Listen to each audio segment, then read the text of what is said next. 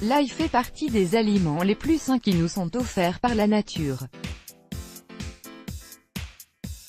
Ses vertus sont reconnues partout dans le monde et de nombreuses personnes utilisent l'ail cru comme remède pour traiter et prévenir plusieurs problèmes de santé, notamment pour contrôler l'hypertension et l'hypotension artérielle, le cholestérol, la maladie coronarienne, les crises cardiaques, la réduction du flux sanguin dû au rétrécissement des artères coronaires et l'athérosclérose.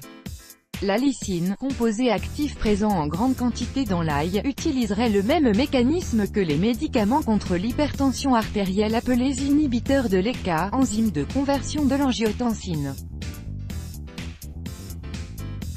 Les scientifiques croient que l'ail peut prévenir la formation de l'angiotensine, hormone impliquée dans la maintenance du volume et de la tension artérielle, et peut aussi aider à ce que les vaisseaux sanguins se relâchent.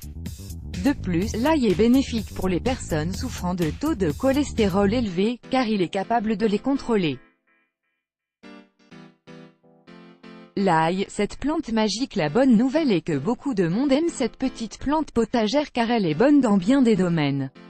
En plus d'ajouter à nos plats préférés une saveur qui met l'eau à la bouche, elle est aussi très utile comme remède naturel dans le traitement de nombreuses pathologies. Si vous faites pousser de l'ail dans votre jardin, vous êtes sur la bonne voie. En effet, cette plante fait partie des meilleurs stimulateurs du système immunitaire sur Terre.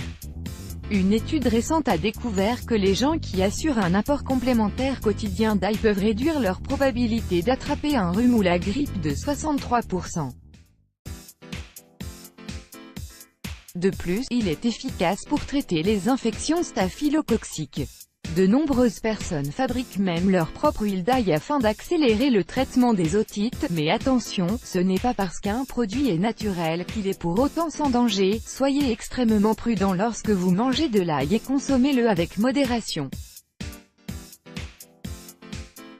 En effet, si vous consommez de l'ail cru, vous pourriez souffrir de mauvaise haleine, et parfois de brûlures d'estomac, de gaz, de nausées, d'une odeur corporelle parfois fétide et d'un goût piquant persistant dans la bouche.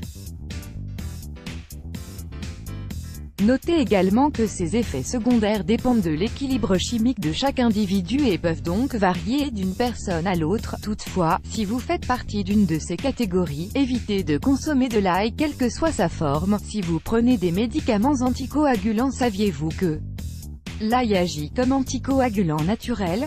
Eh bien, oui, cela signifie qu'il est très efficace pour traiter les problèmes de circulation car il rend le sang plus liquide et prévient donc des caillots de sang pouvant provoquer, entre autres, une crise cardiaque, une thrombose, un AVC. Mais soyez attentifs à ne pas consommer régulièrement de l'ail si vous prenez des médicaments anticoagulants car cela accélérerait la fluidification du sang et provoquerait des pertes de sang anormales. Si vous êtes sous médication, n'oubliez pas de consulter votre médecin avant d'en consommer car il amplifie les effets de certains médicaments, ce qui annulerait leurs effets souhaités ou empirerait votre état. La consommation de tout médicament, et plus particulièrement les contraceptifs, pourrait provoquer des effets indésirables si elle est accompagnée d'une alimentation comprenant de l'ail.